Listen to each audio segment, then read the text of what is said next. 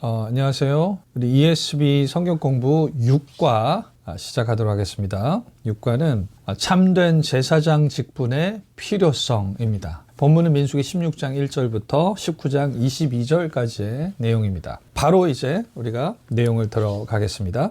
지금은 이제 이스라엘 행군을 시작하고 다 준비해서 행군을 시작하면서 어느 정도 이동을 한 다음에 이제 사람들이 이제 이스라엘 백성들이 불평하고 그리고 리더들이 미리암과 아론이 반역하고 이제 더 나아가서 이제 레위 지파 사람들이 이제 반역을 하기 시작합니다. 그래서 16장 1절은 고라의 반역입니다. 고라의 반역. 16장 1절부터 50절까지죠. 자, 문제를 읽어보겠습니다. 문제는 고라는 아론을 대신해 이스라엘의 대제사장이 되려는 레위인이다. 이제 레위 지파 사람이죠. 레위인. 근데 아론의 혈통이 아닙니다. 그래서 제사장이 될 수 없는데 이제 제사장의 자리까지 넘보는 것이죠. 그리고 이제 고라뿐만 아니라 다단, 아비람, 온이라는 이 세 사람은 고라의 모반 시도를 지지하는 르우벤 지파의 지도자들이다. 일단 문제를 다 읽겠습니다. 설명 들어가기 전에. 고라는 또한 제사장이 되고 싶어하는 250명의 레위인들의 지지를 얻는다. 이게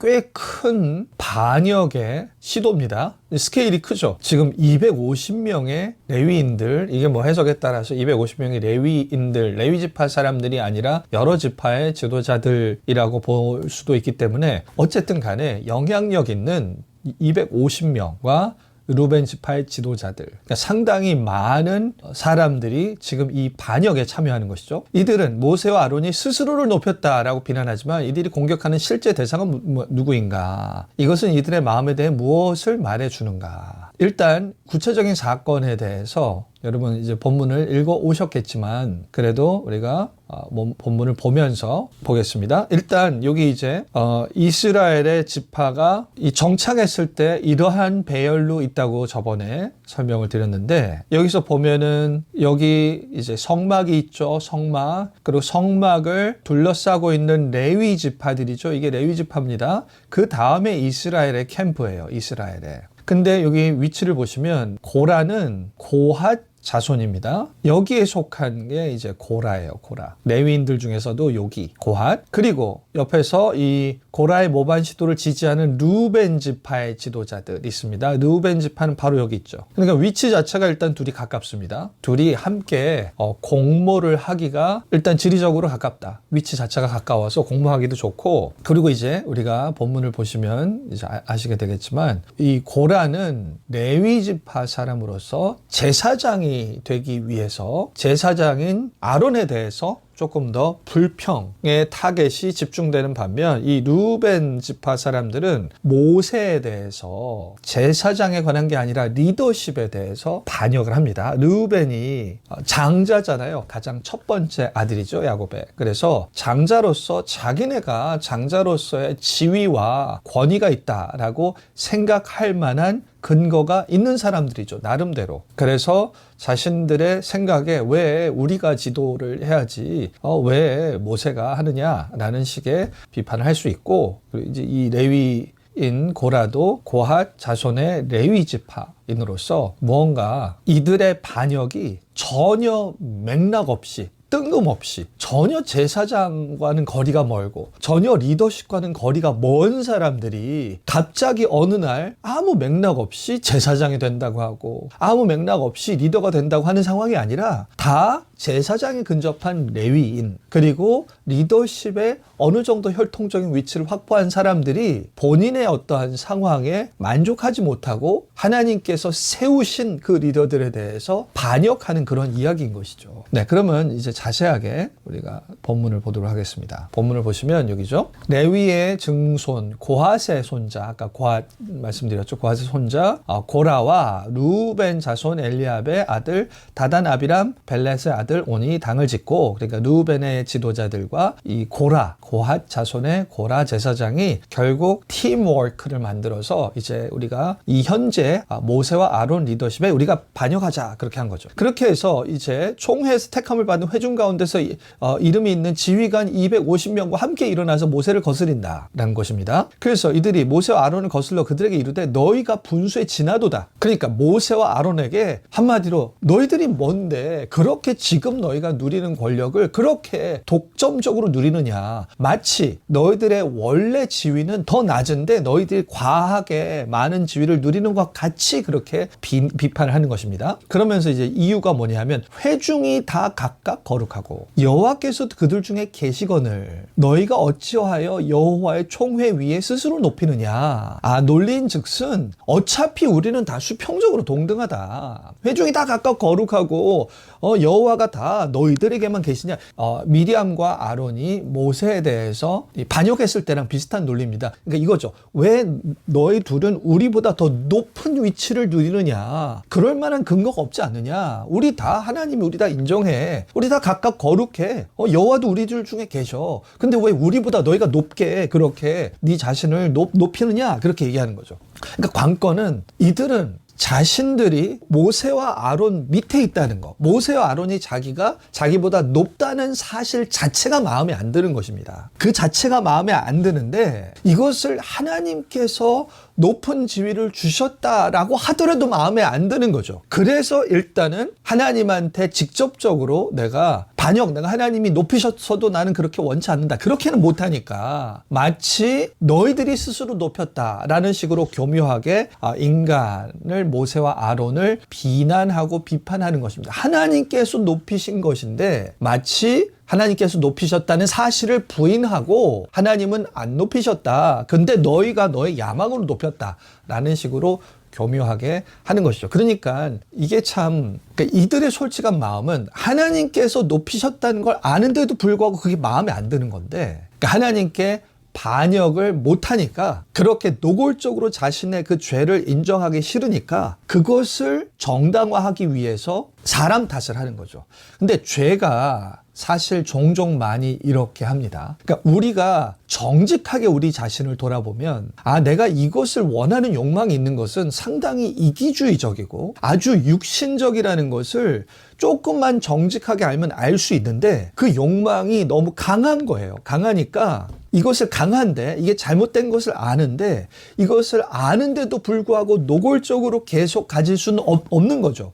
그러기 위해서는 어떻게 해야 되느냐? 이게 로마서 7장 얘기입니다. 죄가 우리의 이 부정적인 잘못된 욕망을 추구하게 만드는 방법 중에 하나가 뭐냐면 하나가 아니라 주된 방법입니다. 속임수입니다. 속임수는 이것은 그들이 잘못한 거야. 무엇인가 본인이 마음에 안 들어하는 상황이 하나님께서 초래하셨다 하더라도 이것은 하나님 잘못이 아니라 딴 사람 잘못이야 라고 사람 잘못을 돌림을 통해서 내가 이 상황에 대해서 불만을 가지는 것, 내가 이 상황에 대해서 내 욕망을 그대로 추구하는 것을 정당화하게 옳게 생각하게 만드는 것이죠. 이렇게 되면은 이들은 이게 죄의 무서운 부분입니다. 자기 속임수를 하면은 이게 잘못된 것을 본인이 잘못된 걸 모르는 거죠. 그래서 더 담대하게 추구하는 것입니다. 그래서 이것은 우리가 항상 우리의 강한 죄적인 욕망에 속임수를 당하지 않아야 된다라는 중요한 레슨을 줍니다. 그래서 이제 그렇게 하니 그렇게 여호와의 총회 위에 스스로 높이느냐 그렇게 얘기를 해요. 결국은 이제 아까 이 문제의 취지에 의하면 결국은 하나님이 높이신 것에 대한 불만인 거죠. 불만인데 자기 속임수로 인해서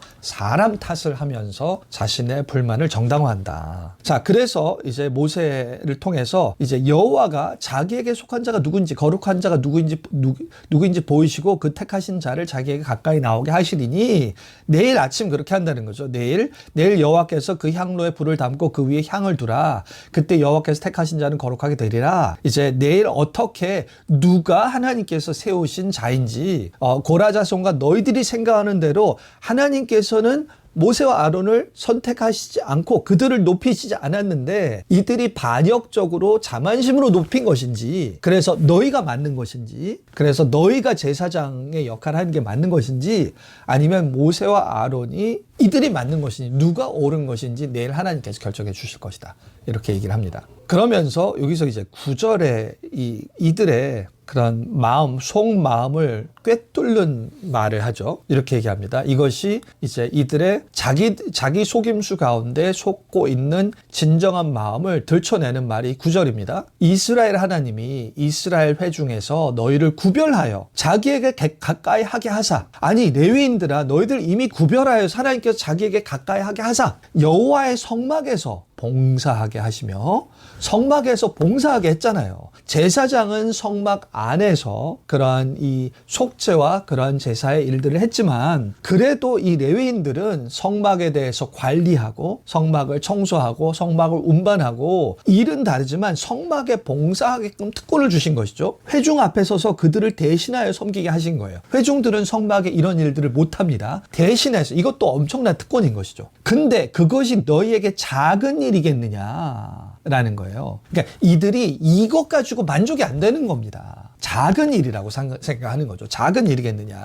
그래서 이제 10절에 하나님이 너와 내 모든 형제 레위 자손으로 너와 함께 가까이 오게 하셨거늘 너희가 오히려 제사장 직분을 구하느냐. 이를 위하여 너와 너희 무리가 다 모여서 여호와를 거스르는도다. 아론을 어떤 사람에게 그를 원망하느냐. 그러니까 이제 이들이 그런 거죠. 아까 전 제가 말씀드렸을 때는 잘못된 욕망, 이 욕망에 대해서 본인들이 나는 레위 지파의 임무, 레위 지파의 특권 가지고는 이건 좀 부족해서 이제 제사장이 되고자 하는 그런 욕망이 생겼어요. 야망이 생겼는데 이제 이것을 정당화하기 위해서 아까 전에 사람 탓을 한다 그 얘기를 했죠. 그럼 애초에 레위 지파에서 왜 이렇게 제사장이 되고 싶어하는 그러한 욕망을 가졌는가? 무언가 레위 지파로서의 이 일이 이게 작다고 느끼는 거죠.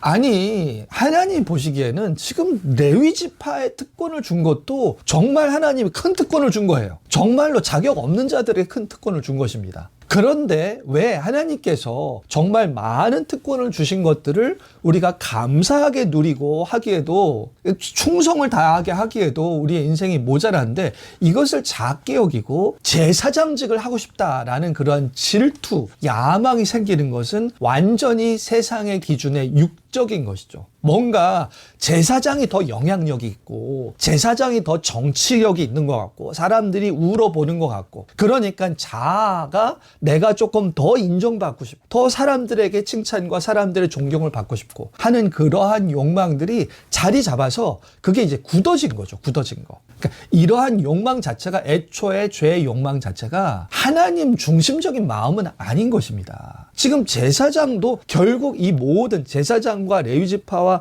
이 모든 이 성막의 사람들이 결국은 그 중앙에 계시는 성막의 하나님이 주인공이시고, 그 하나님을 더 바라볼 수 있게끔, 이 이스라엘 백성이 그 하나님을 바라보고 의존할 수 있게끔, 마치 신부가 신랑을 사랑할 수 있게끔 들러리들은 그렇게 주선해 주는 거잖아요. 세례 요한도 사람들이 예수님한테 가는 것을 가게끔 이렇게 가르친 다음에 본인은 빠져서 사람들이 예수님한테 가는 것을 즐거워하고 나는 낮아지고 그는 높아져야 하리라, 그런 마음을 가졌습니다. 그러니까 제사장이나 레위지파나 이것은 본인의 어떠한 이 존재감과 능력을 높이는 수단이 아니라 백성이 하나님과 하나님 백성의 사이가 가까워지게 만드는 섬김의 자세로 열심히 섬겨야 되는 것인데, 본인이 주인공이 되려고 나의 존재감이 커지려고 하는 그런 마음이 끼어든 것이죠. 그러니까 이러한 마음이 이기적인 욕망 있죠. 이기적인 욕망과 아주 이 자기 중심적인 야망, 이게 아주 참 교묘하게 오늘날 현대에도 많습니다. 이런 경우가. 특히 열심히 섬긴다고 하면서 이런 마음을 관리하지 못하면 이런 마음이 스며들어서 뭔가 나는 현재 지위가 뭔가 왜 하나님 나 이거밖에 안 해주시지? 그런 섭섭한 마음 들고, 왜 나는 지금 이 자리에 있지? 왜 저 사람은 높아지지? 그러한 각종 육신의 마음이 들어서, 그런 마음이 들 수는 있지만 그런 마음을 잘 관리하고, 그게 아니라 지금 하나님 중심적으로 맡겨주신 일을, 이것도 얼마나 감사해, 최소한 그렇게 섬기려는데 집중하지 못하고 나의 존재감, 나의 이름, 그런 식으로 마음이 들기 시작하면 각종 교묘한 음해, 억울하게 사람들을 비판하는 거, 그러한 각종 일들이 일어납니다. 하나님에 대한 정면 비판을 못하니까 이거를 자신의 마음을 정당화하기 위해서 사람들 탓을 하는 거죠. 그런 일들이 많이 오늘날에도 일어날 수 있다. 자, 그래서 이제 이러한 신약에도 지금 이러한 식의 지금 고라 자손들과 이들의 반역에 해당하는 비슷한 말이 뭐냐면 여기서 일단 유다서에서 고라 얘기를 합니다. 너희가 가인의 길을 행하였고 사크스에서 발람의 어그러진 길로 몰려갔으며 고라의 패역을 따라 멸망을 받았도다. 고라, 가인도 질투였습니다. 왜 아벨 것만 받아주고 난 인정 안 해주냐? 발람도 자신의 이익을 위해서 했죠. 고라, 이들이 다 어쨌든 이기적인 그런 욕망 추구한 자들이고, 고라가 언급되지 않지만 신약에서 이렇게 얘기합니다.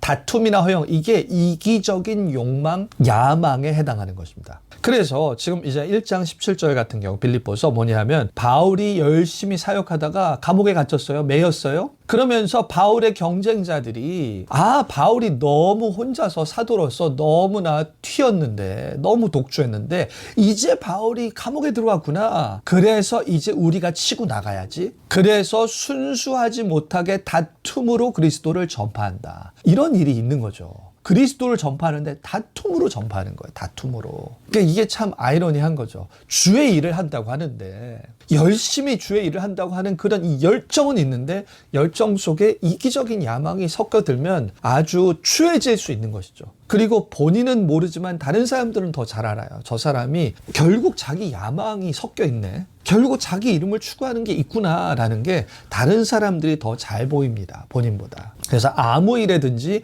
다툼이나 허영으로 하지 말고, 다툼이나 허영이 아닌 오직 겸손한 마음으로. 그러니까 여기서 딱 이 반대 태도를 얘기했죠. 고라와 이 반역한 자들과 같이 안 되는 방법은 겸손한 마음으로 각각 자기보다 남을 낮게 여기며.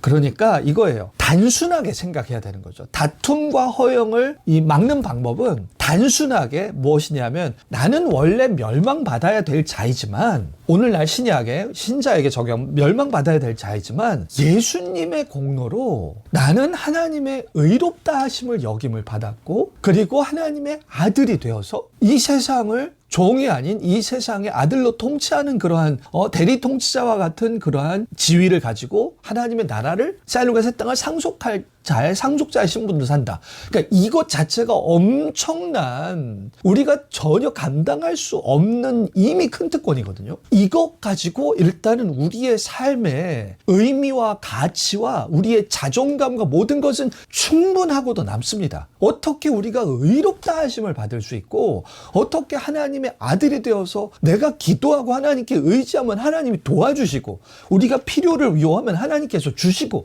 아니 이 정도의 이 특권만 가지고도 우리는 너무나 영생을 하나님의 백성으로 살기에 충분한 가치와 특권과 자존감을 가질 만한 충분한 이유가 있다. 이것만 가지고도 우리는 이 세상의 지위의 어떤 모든 것과 상관없이 충분한 그러한 자존감과 가치와 특권을 가지고 감사하며 살아야 된다라는 것입니다. 이것만 가지고도 충분히. 그래서 바울은 자기가 십자가에 돌아가신 예수님을 자랑한다고, 난 자신의 자랑은 그거 없다고 하잖아요. 그럴 때 우리는 더 이상 여기서 더 높아지려는 노력을 할 필요가 없게 되는 거죠. 겸손한 마음이 들 수 있습니다. 원래 하나님께서 이미 확고하게 주신 것도 나는 자격이 없는데 하나님께서 주셨구나라는 겸손한 마음, 이걸로도 만족한다, 충분하다, 감사하다, 과분하다, 그런 겸손한 마음을 가지면 이제 다른 사람들에 대해서 경쟁과 질투가 안 생기고, 저 사람도 자격 없는 자지만 하나님이 또 많은 특권을 주셨구나, 저 사람 참 귀하다 라고 그 사람의 가치, 그 사람을 존중해 줄 수 있게 되죠. 질투가 아니라. 왜냐하면 저 사람도 마찬가지로 자격 없는데 하나님께서 주신 거예요. 우리가 누리는 거나 저 사람이 가진 거나 다 똑같은 거죠. 다 하나님께서 주셨고,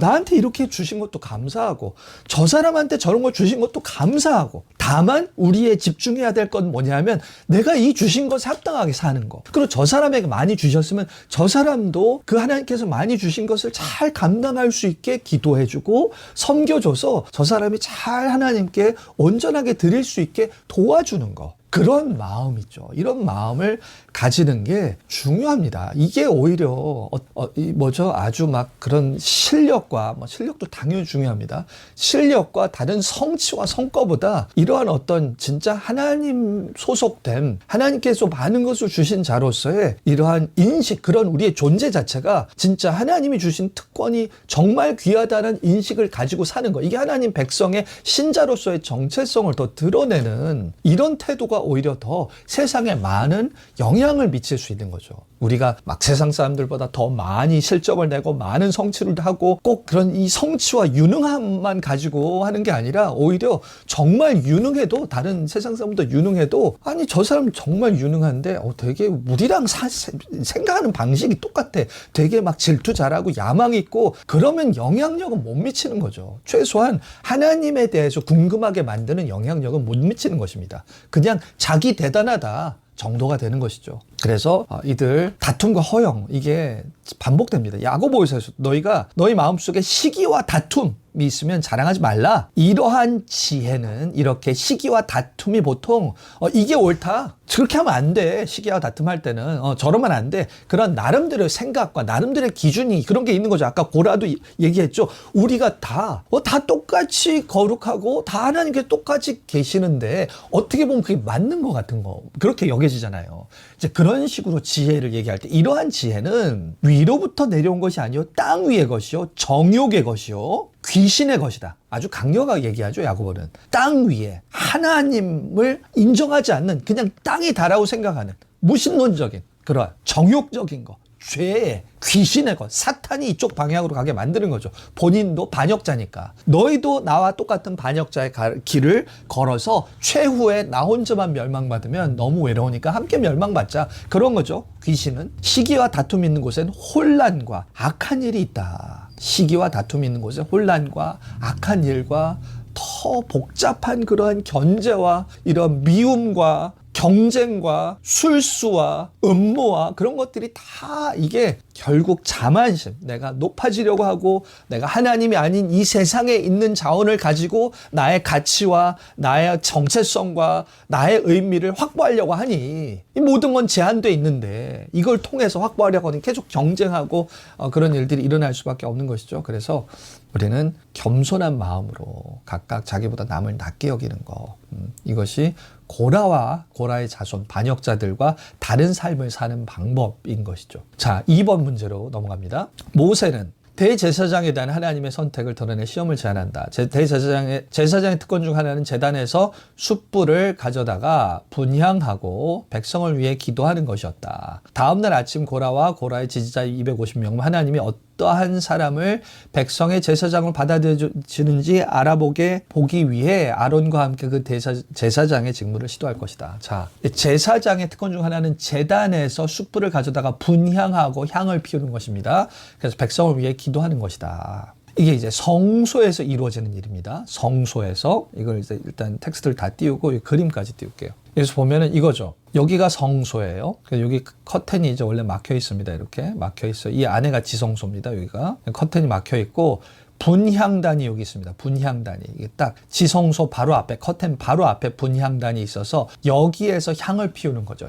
여기에 향을 피우고 매일 아침과 저녁에 향을 피웁니다. 그러니까 이거 자체가 이 향 자체가 기도를 상징하고 또 대제사장이 향을 피우며 이 백성을 위해서 기도하는 거죠. 기도. 그래서 이 기도와 이 그러니까 이 향이 상징하는 기도에 적합한 게 누구냐는 거죠. 이게 아론이 대제사장이 적합하면 옳은 자면 아론이 이 향을 피울 때 이 향과 아론의 기도는 하나님께 받아들여지는 것이죠. 근데 만약에 적합하지 않은 사람들이 이렇게 향을 피우고 그렇게 되면 하나님께서 받지 못하시는 것이 됩니다. 받지 못하신다. 그럼 받지 못하시면 무슨 일이 일어나느냐? 이거는 지금 그림은 이제 대속죄 날입니다. 속죄날, 1년에 한 번 속죄날에 대제사장이 지성소에 들어가기 전에 있죠. 지성소에 백성의 죄를 속죄를 위하여 피를 뿌리기 위해서 지성소에 들어갈 때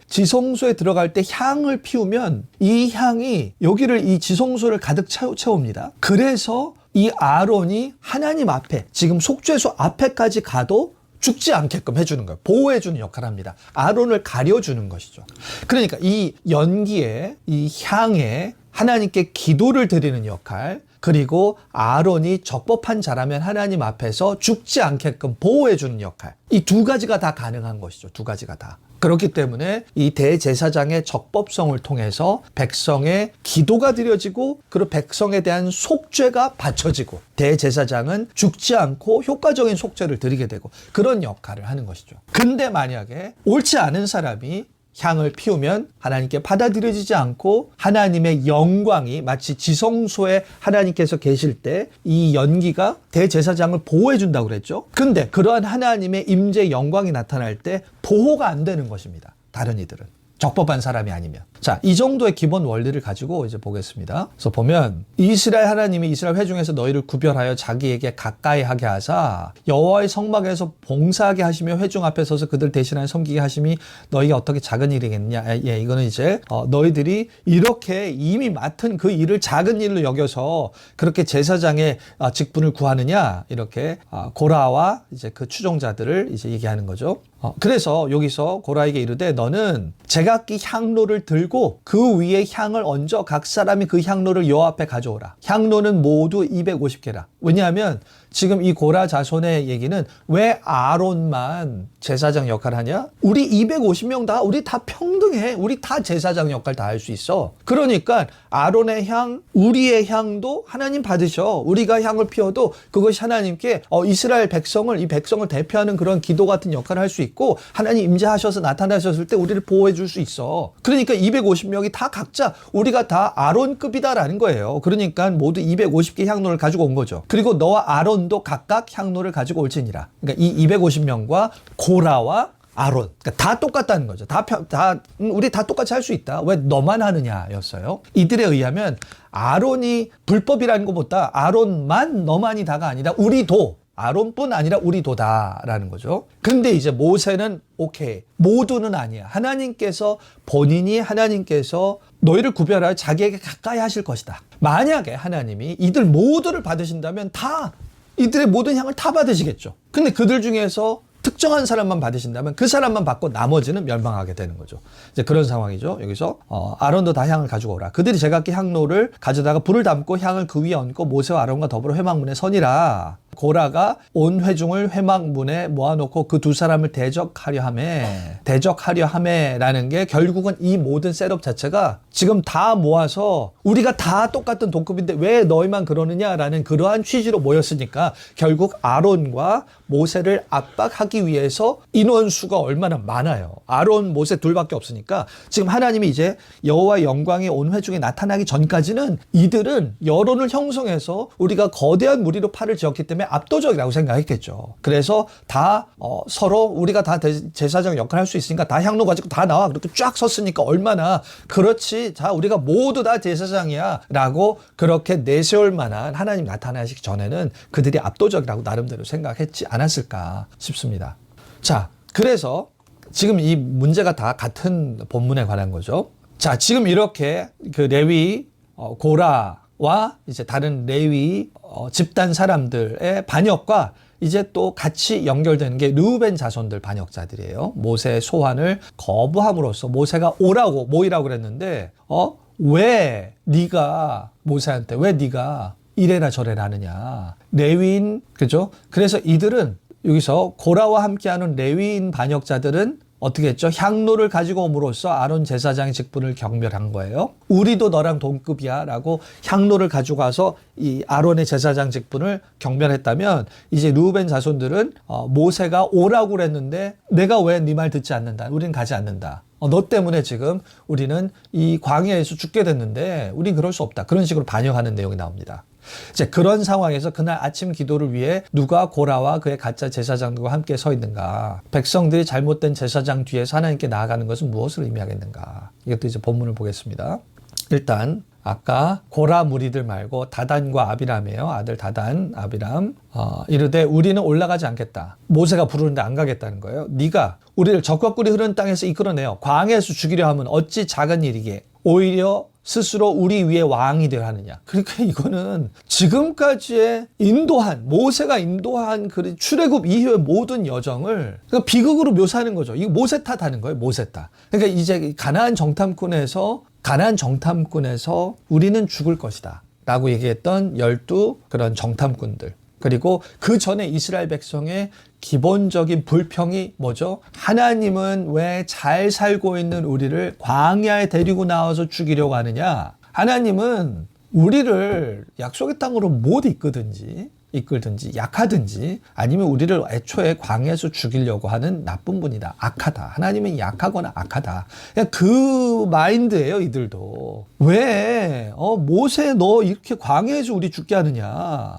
이뿐 아니라 네가 우리를 적과 꿀이 흐르는 땅으로 인도하여 드리지도 아니하고 밭도 포도원도 우리에게 기업도 주지 아니하니 거기 가면 밭도 포도원 거기 그 약속의 땅에 못 들어가는 거 아니냐. 네가 사람들의 눈을 빼려느냐. 이거는 사람들을 장인으로 만들어서 어디로 가는지 그냥 네가 속여서 이렇게 광야에서 떠돌게 하는 거 아니야. 백성을 오도하는 거 아니야. 우리는 너의 리더십을 인정할 수 없다. 그러니까 반역이죠. 지금까지의 모든 것에 대해서 이스라엘 백성의 하나님에 대한 불신과 모세의 탓이 아니라 모세와 모세 하나님 탓이 아니라 이스라엘 백성 탓인데 해석이 완전 다른 거죠. 모세가 우리를 꼬드겨서 잘못하고 있다. 물론 모세 하나님과 함께 가는 것, 함께 비판하는 것입니다. 그래서 이건 아까 읽은 일인 거죠. 그래서 이렇게 다단과 아비람은 모세에게 말을 안 듣고 저항하면서 반역하고, 그리고 고라 자손들은 우리가 다 똑같이 아론급이야, 향로 가지고 다 우리도 제사장이야 라고 그렇게 나서는 거죠. 다.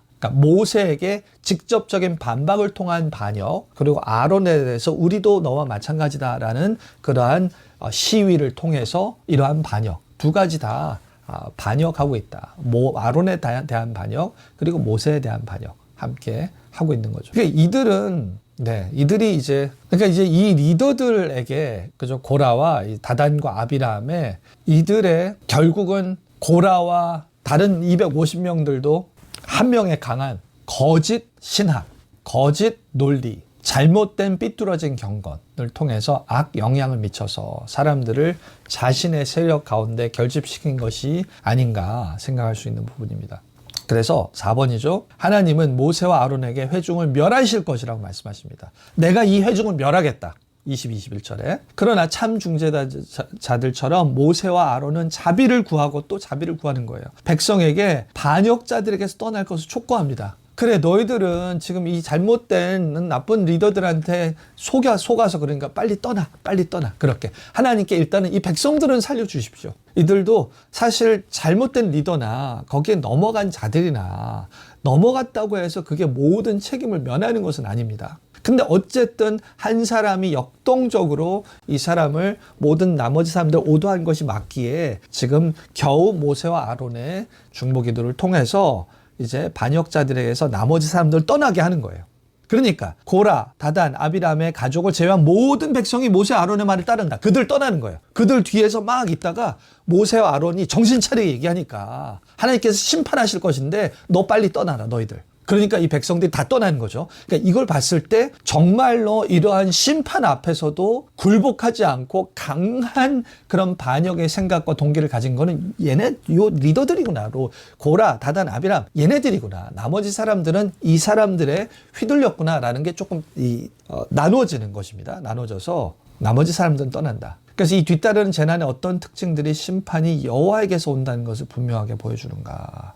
이게 여호와의 심판이죠. 자연재해가 아닙니다. 보시면 회중에서 떠나가게 하라 그랬죠. 그래서 한 사람이 범죄하였는데 왜 온 회중에게 진노하시나이까, 이렇게 중보를 한 거죠. 중보기도를 하고, 여기서 무리가 고라와 다단과 아비람의 장막 사방을 떠나고 다단과 아비람 그의 처자와 유아들과 함께 나와서 자기 장막 문에 선지라. 추종자들 다 떠났어요. 모세가 이르되 여호와께서 나를 보내사 이 모든 일을 행하게 하신 것이요 나의 임의로 한 것이 아닌 줄을 이 일로 말미암아 알리라. 그러니까 이것이 이제 앞으로 일어날 일이, 이제 죽는데 이들이 이 죽는 게 자연재해가 아니라는 것은 명확한 모세를 통해서 미리 이것이 앞으로 일어날 일이 어떤 의미를 가지는지, 그리고 이것이 어떻게 하나님의 뜻을 반영하는지 충분히 설명해 주는 거죠. 그래서 하나님이 너희가 지금 너희들이 지금 비판한 것 같이 아론과 모세, 그러니까 우리가 하나님의 뜻과 상관없이 우리가 우리 자신을 높이고 그렇게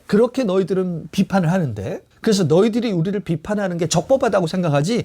아니야. 지금 이 일을 통해서 우리가 지금까지 해온 것은, 모든 일을 한 것은 임의가 아니라 우리 마음대로 한 것이 아니라는 것을 여호와께서 나를 보내서 하신 것이고, 우리의 모든 위치와 지위는 여호와께서 주신 것이다라는 것을 알게 하신다. 그 얘기는 여호와께서 우리를 높이신 것이 맞으면 너희들은 여호와께, 하나님께 반역한 것이니까 반역죄에 대한 처벌로 너희들은 죽을 것이다. 그런 뜻입니다. 그래서 구체적으로 얘기하죠. 여기서 만일 이 사람들의 죽음이 다단과 아비람과 고라 모든 사람과 같고 그들이 당하는 벌이 모든 사람이 당한 벌과 같으면, 그러니까 그들이 모든 사람과 똑같이, 이들만 특별하게 막 죽는다든지 똑같이 그냥 자연스럽게 죽고 이들이 당하는 게, 그러니까 그냥 아무 일 없이 보통 일반 사람들과 똑같다면은 얘네들이 맞는 거예요. 그러니까 이들에게 별일이 안 일어나면, 아무 일도 안 일어나면 이들이 맞는 것이다. 하지만 만일 여호와께서 새 일을 행하사, 놀라운 일을 행하사 땅이 입을 열어 이 사람들과 그들의 모든 소유물을 삼켜 산채로 수월에 빠지게 하시면 이 사람들이 과연 여호와를 멸시한 것인 줄 너희가 알리라. 그러니까 이거는 엄청난 사건이죠. 이건 전혀 자연적인 사건이 아니고 명백하게 땅을 열어서, 마치 지진을 통해서 땅이 갈라져서 이 사람들 그대로 그 안에 확 빠지게 해서 삼키는 거죠. 이것은 아주 명확한 심판적인 성격으로 삼키움을 하는 그러한 그림이죠. 그러면은 이들이 잘못한 것에 대한 심판임을 알게 할 것이다. 그래서 여호와를 멸시한 것임을 너희들이 알 것이라. 그렇게 해서 그가 이 모든 일을 마치자마자 그들이 섰던 땅바닥이 갈라지니라. 땅이 그 입을 열어 그들과 그들의 집과 고라에 속한 모든 사람들과 그들의 재물을 삼킴에 그들과 그의 모든 재물이 산채로 수월에 빠지며, 수월이 이제 이 바닥에 거의 이제 완전 지옥은 아니지만 지옥과 같은 그런 죽은 자들이 감옥과 같이 그런 갇혀있는 곳, 그런 영혼이 갇혀있는 곳을 나타내는 곳이 수월입니다. 수월에 빠지며 땅이 그 위에 덮이니, 그죠? 이렇게 삼킨 다음에 땅이 또 다시 닫혀진 거죠. 그들이 회중 가운데서 망하니라. 주위에 있는 사람이 부르짖음을 듣고 도망하며 이르되 우리도 삼킬까 두렵다 하노라. 그렇게 해서 이들을 삼키고 그 다음에 여호와께로부터 불이 나와서 분향하는 250명. 이들을 따른 일반적인 백성들 말고 특히 우리도 아론급이다라고 그렇게 제사장과 같이 분향해서 향을 피우는 자들, 이들에서 하나님이 너희들의 향은 받지 못한다. 마치 예전에 출애굽기에서 아론의 아들 나답과 아비후가 적법하지 않는 불을 들여서 하나님의 불에 삼키움을 당한 것 같이 여기서도 여호와의 불이 나와서 분향하는 250명을 불살랐더라. 너희들의 불은 적법하지 않아. 너희들이 똑같은 제사장이라고 아니야 라고 명확하게 보여주신 사건입니다. 명확하게. 참고로 이렇게 땅이 입을 열어서 삼키는 이 이미지는 나중에 고린도전서 15장입니다. 15장에 57절 8절 정도인데, 나중에 우리가 부활할 때 사망을 재림하셔서 오신 예수님이 사망을 심판하십니다. 사망 자체를 심판하시는 거예요. 사망을 심판한 결과가 부활이거든요. 그러니까 그게 사망이 어떻게 심판되냐면, 이 세상의 모든 죽음의 정상들, 죽게 만드는 사망의 세력을 삼키웁니다. 사망이 삼키움을 당한다라는 표현을 쓰는 거예요. 그러니까 마치 여기서 고라의 자손을 삼키움을 통해서 심판한 것 같이, 나중에 예수님께서 재림해서 오실 때는 이 세상의 죽음과 사망에 대해서 너는 반역적인, 사망은 하나님의 나라에 존재해서는 안 된다. 그래서 반역자 처벌하듯이 이 사망을 삼키는 것이 부활 사건입니다. 그래서 부활은 단순히 5세의 탈바꿈 정도가 아니라 하나님의 심판 사건이요, 하나님의 승리의 사건이다. 자, 그러면 우리 다음 문제로 넘어가서, 그러면 다음날 아론이 한 행동은 불평하는 백성이 받는 유익을 어떻게 보여주는가? 불평하는 백성이 받는 유익? 자, 이제 사람들이 또 불평해요. 근데 이 불평해서 이 사람들도 이제 또 죽을 뻔하는데 아론의 덕을 봅니다. 이 불평하는 백성이 아론 덕을 보는 게 이제 나와요. 그래서 아론이 그를 중재하기 위해 하나님께 용납된 자신의 상태를 활용하였다. 그러니까 지금 이들의 죽음을 통해서 아론은 하나님의 적법한 제사장이다 라는 게 증명됐잖아요.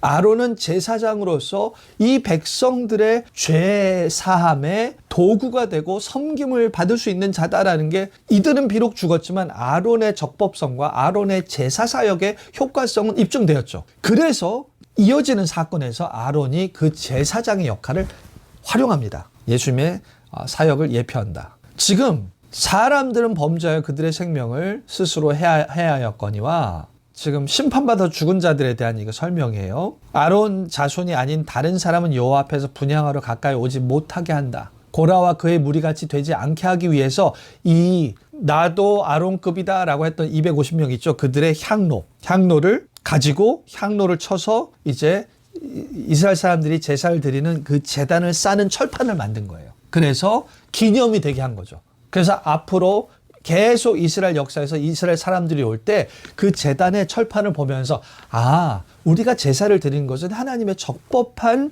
대제사장이 있어서 드리는 거지, 이 제사장은 하나님께서 정하시는 자들만 하는 거지 아무나 제사장으로 되는 게 아니야. 제사장 역할을 만만하게 봐서는 안 돼 라는 것을 기억하게 하는 것입니다. 그래서 거슬려서 제사장의 역할을, 마치 하나님께서 특별하게 정하신 제사장의 역할을 본인이 야망으로 탈취할 수 있다는 생각 못하게끔, 고라 자손이 그렇게 해서 멸망받았다는 사건을 기억하게끔 기념이 되게 한 거죠. 기념. 근데 여호와께서 모세를 시켜 그에게 명령하신 대로 하였더라. 이튿날 이스라엘 자손의 온 회중이 모세와 아론을 원망하여 이르되 너희가 여호와의 백성을 죽였도다. 회중이 모여 모세와 아론을 칠 때, 그러니까 이 사람들이 원망해서 너희가 여호와 백성을 죽였다. 아니, 하나님께 심판하신 건데 어떻게 이렇게 계속해서 불평하고 이렇게 감을 못 잡을 수 있지? 그래서 이제 이들이 이때 여호와의 영광이 또 나타난 거예요. 그래서 너희는 이 회중에서 떠나라. 내가 순식간에 그들을 멸하려 하노라. 하나님께서 진노를 나타내시는데, 이 두 사람이 또 중보하면서 엎드린 거예요. 엎드린 다음에 바로 이에 모세가 아론에게 얘기해. 너는 향로를 가져다가 제단에 있는 불을, 향로, 이제 향을 피는 거죠. 원래 분향단에 놔서 피는 건데 향로를 가져갔어요. 지금 왜냐하면 다른 250명과 함께 하나님 앞에 서서 이거 보여야 되니까 향로를 가져갔는데, 제단에 있는 불, 제단에 제사를 드리는 그런 속죄제와 그런 또 이제 번제와 그런 이 제단에 있는 불을 가지고 와서 향로에 담는 거예요. 그래서 그 향을 피워서 가지고 급히 회중에게 가서 그들을 위하여 속죄하라. 여호와께서 진노하였으면 연병이 시작되었습니다. 그렇게 해서 가서 속죄가 된 거예요. 이에 백성 위하여 속죄하고 죽은 자와 산자 사이에 섰을 때 연병이 그치니라. 그러니까 이건 아주 특별한 경우입니다. 원래 제사의 이 제도는 이들이 원래 우리가 저번에도 봤지만 이들이 무지한 가운데 실수로 저지른 죄들이 기본적으로 제사로 해결이 될 수 있는 거죠. 이렇게 완전 반역으로 하나님께서 진멸하실 만한 이런 상황에서 이렇게 급하게 특수하게 제사장이 제단에 불을 가지고 원래 성소에 있어야 되는 그 향을 피워서 이렇게 가지고 와서 해결하는 경우는 특수한 경우죠. 특수한 경우. 그러니까 이것을 통해서 알 수 있는 것이 하나님께서 원래 기본적으로 제사를 드리는 그런 방법을 통해서 그렇게 제사도 드리지만 제사로 용서받을 수 없는 급박하게 완전 멸망받아야 되는 그런 상황에서 특수한 방법으로, 하지만 제사장, 하나님께서 허락하신 적법한 제사장을 통해서 방법이 변칙적이라도 하나님께서는 속죄를 이루실 수 있다. 약간 예외적인 특수한 상황이 가능하다라는 것을 율법적으로 허용한 것이죠. 율법적으로 허용했고, 그것이 이제 나중에 예수님이 대제사장으로 드리시는 그러한 제사도 모세 율법의 그 틀대로 드리시지 않습니다. 그리고 제사의 수혜자인 사람들도 그냥 실수로 죄를 저지르고 무의식적으로 의도하지 않은 그런 죄가 아니라 완전 죽을 자들이죠. 근데 그럼에도 불구하고 예수님이 적법한 대제사장으로서 효과 있는 속죄를 드렸던 것처럼 그럴 수 있는 그러한 가능성이 이미 여기에 나와 있다. 적법한 대제사장을 통해서 특수한 속죄 사역이 가능하다. 효과적으로 가능하다. 아론을 대제사장 선택하시기 위해 확정하여 주신 표징, 지팡이에 꽃이 피는 것, 세 사건이 나타납니다. 백성의 두려움이 구체적으로 어떻게 나타나는가, 이 부분도 우리가 살펴보면 아론의 지팡이죠. 이 부분을 우리가 시간 관계상 하나하나 자세히 읽지는 못하고 지금 이 강의 들으시면서 쭉 읽어보세요. 잠깐 스탑해 놓고 여기서 내가 택한 자의 지팡이에는 싹이 나리니 이것으로 이스라엘 자손이 너희에게 대하여 원망하는 말을 내 앞에서 그치게 하리라. 그러니까 모세의 지팡이, 여기서 각 모든 지휘관의 지팡이 12를 취하고 아론의 지팡이를 함께 증거의 장막 안 여호와 앞에 둔 거예요. 지팡이들을. 증거의 장막, 언약궤 안에 지성소에 그 안에 두고 그 다음에 아론의 지팡이에 음이 돋고 순이 나고 꽃이 피어서 살구 열매가 열렸더라.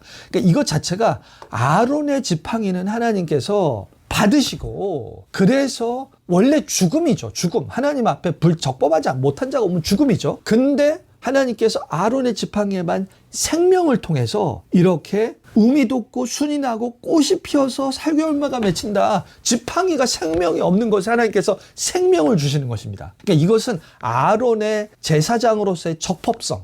적법하지 않은 자가 제사장 역할하면 죽음이지만, 아론은 적법한 대제사장은 오히려 하나님의 생명의 통로가 될 수 있다. 그래서 이 대제사장 때문에 그렇지 않으면 죽을 만한 이스라엘 백성이 하나님의 용서와 생명을 얻게 되는 통로가 된다라는 것을 이 지팡이를 통해서 알 수 있는 것입니다. 그래서 아론의 지팡이는 증거궤 앞에 도로 가져다가 거기 간직하여 반역한 자의 표징이 되게 하여 원망을 하지 않게. 그러니까 하나님께서 아론의 제사장직만 하나님께서 적법하게 여기신 것이다. 아론의 제사장의 제사 사역에 의존해야 된다라는 것을 승인하신 것입니다. 그리고 이렇게 증거로 아론의 지팡이에 싹이 나는 것을 통해서, 그리고 고라 자손들이 적법하지 못한 향을 피웠다가 죽었다라는 것을 기념하기 위해서 제단을, 그들의 놋을 펴서 붙여서 제단을 싼 것, 제단을 덮고 있는 그런 놋 제단 덮개와 이 아론의 지팡이, 이 두 가지가 고라 자손의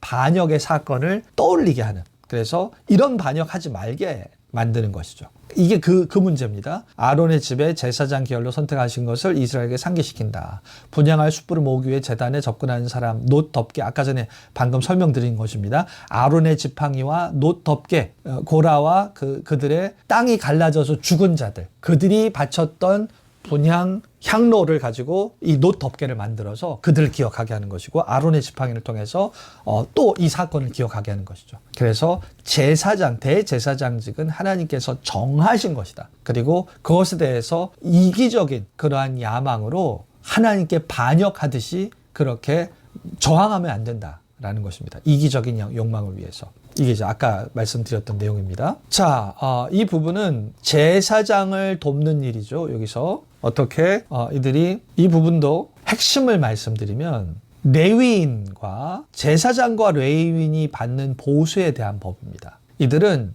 농사를 짓거나 사업을 할 수 있는 땅을, 다른 일반적으로는 그냥 농사와 사업을 할 수 있는 땅을 받았지만 이들은 경제적인 사업에 종사할 수 없었기 때문에 백성이 바치는 제물로 그들의 생계를 위한 복을 주시겠다고 약속하신다. 자, 여기서 핵심은 이제 본문을 보시면 알겠지만, 자, 여기서 보면 내가 제사장 직분을 너에게 선물로 주었다라는 것과 내가 내 거제물 곧 이스라엘 자손이 거룩하게 한 모든 헌물을 네가 주관하게 하고 부음을 받았음 말미암아 그것을 너와 네 아들들에게 영구한 몫을 음식으로 주노나. 그리고 내게 돌릴 것은 이것이니 곧 이스라엘 자손이 드리는 거제물과 모든 요제물이라. 그들이 여호와께 드리는 첫 소산, 제일 좋은 기름과 제일 좋은 포도주 곡식을 너에게 주었은즉 여호와께 드리는 그 땅에 처음 익은 열매 중에 네 것이니. 이게 다 핵심이 뭐냐면 제사장과 레위 지파 사람들한테 주는 헌물이 하나님이 이들에게 헌물을 주기 위해서, 이들을 지원해 주기 위해서 이스라엘 백성아 거둬라가 아니라 너희들이 마땅히 하나님께 내야 되는 그 재물 중에서, 하나님께 낸 것 중에서 하나님이 제사장과 이 레위인들에게 주시는 거예요. 그러니까 우리는 하나님 이거 따로 무슨 이 제사장과 레위인 월급을 주기 위해서 따로 걷는다는 게 아니라 그냥 이건 하나님께 바치는 것입니다. 하나님께 바치는데 하나님께서 마땅히 자신에게 바쳐야 될 그 내용들을 하나님께서 쓰시는 용도를 하나님께서 정하시잖아요. 그 용도, 하나님의 지혜로 정하신 용도가 레위인과 제사장을 지원하는 용도였다. 그러니까 이스라엘 백성, 오늘날에도 간접적으로 적용될 수 있지만 오늘날에도 성도들이 헌금하는 거 하나님께 그냥 하는 거죠. 하나님께 그냥 하는 것이지 이것을 뭔가 누구를, 이 사역자들을 지원하게 하기 위해서 그렇게 생각할 게 아니라 마땅히 드려야 하는 11조 헌금 하나님께 하시는 것이고, 그러니까 하나님이 용도를 정하시는데 그 중에 하나가 레위지파와 제사장들을 돕는 것이다. 지원해 주시는 것이다. 왜냐하면 그들에게 이 제사장 사역을 위해서 헌신하라고 하셨기 때문에. 그래서 온전히 감당하게 하기 위해서 그렇게 하신 것이다 라는 거죠. 같은 취지의 내용입니다. 자, 여기서도 레위기는 죄와 죄의 얼룩을 구별한다. 죽는 것은 죄가 아니지만 죽음은 우리의 죄악된 상태의 결과이다. 죄와 죄의 얼룩, 죄 자체와 죄가 남기는 그런 부정한 얼룩, 가득한 진영에 거하시려면 백성은 그들의 죄를 속죄하고 죄의 얼룩에서 정결하게 하는 의식을 진행할 제사장이 필요하다. 제사장이 간직하고 뿌리는 붉은 암송아지의 죄는 그런 정결의식을 상징한다. 이런 정결의식을 행하지 않으면 부정함으로 인해 무엇이 더럽혀지는가? 이것은 고통받고 죽을 수밖에 없는 하나님에게 하나님 은혜에 대해서 무엇을 가르쳐주는가? 지금 고라 자손 사건도 그렇고 되게 많이 죽었습니다. 사람들이 많이 죽었고 아까 250명도 불에 타서 죽었잖아요. 그러니까 죽는 일이 많으니까 시체를 처리를 해야 되잖아요. 묻고. 그러니까 그러다 보면 이 백성들이 많이 불결해지는 것이죠. 그래서 그들의 불결함을 해결할 수 있는 그런 방법을 주시는데 어떻게 하냐 하면 온전하고 흠이없고까지 먹여매지 않은 붉은 암송아지를 온전하게 불사르게 해서 재가 나오죠. 불사르게 해서 던질 것이요. 그래서 이에 정결한 자가 암송아지의 이거 태운 거 있죠. 암송아지 재를 거두어 진영 바깥엔 곳에 두는 거예요. 그러면 이것은 이스라엘 자손 회중을 위하여 간직하였다가 부정을 씻는 물을 위해 간직할 것이니 그것은 속죄제니라. 그러니까 이렇게 암소를 태워서 제단 진영 바깥에 이 재를 두어서 이 재를 가지고 물에 타서 이렇게 이 사람들 시체 때문에 많은 사람들이 자주 부정하게 되는데 그것을 정결하게 할 수 있는 방법을 이렇게 진영 바깥에 두게 한 거예요. 그러니까 속죄가 더 효과적으로 이루어질 수 있게 하기 위해서 진영 밖 정한 곳에 둔다. 그러니까 이들이 왜냐면 부정하게 된 자는 진영 바깥에 있어야 되니까. 그래서 이들을 이 정결하게 하려면은 이제 거기까지 가서 이런 제가 거기 제공해 주는 거죠. 그래서 속죄가 정결하게 되게 해 주는 것이죠. 그러니까 이 하나님의 배려인 것입니다. 배려로서 왜 그러냐 하면 정결하지 아니하는 자는 여호와의 성막을 더럽히는 것이니까. 정결하게 물을 그에게 뿌리지 아니함으로 깨끗하게 되고 부정함은 그대로 있다. 그래서 이 물을 재를 흐르는 물에 담아서 우슬초를 가져다가 물에 찍어서 기구와 사람들을 뿌리고 사람에게 이 시체를 만진 사람에게 셋째 날과 일곱째 날에 뿌려서 정결하게 하면 일곱째 날에 이제 돌아올 수 있는 거죠. 그러니까 되게 간소화된. 그래서 많은 이들이 부정하게 된 자들이 이렇게 간단하게만 하면 정결하게 될 수 있게. 그러니까 결국 이들이 부정하게 하나님과 멀어지게 하지 않기 위해서 이들이 정결하게 될 수 있는 방법을 제공하신 것이다. 부정하고도 성소를 더럽히지 않게 이들이 하나님의 백성으로 하나님 임재 가운데 있을 수 있게 하기 위해서 이러한 방법을 보내주신 것이죠. 그래서 여기서도 히브리서에서 이제 신약과 연결되는 내용입니다. 너희 여기서 염소와 황소의 피와 암송아지의 재를 부정한 자에게 뿌려서, 이게 지금 아까 전에 방금 얘기한 암송아지 재 뿌리는 정결한 그 얘기를 하는 거예요. 히브리서에 그렇게 얘기합니다.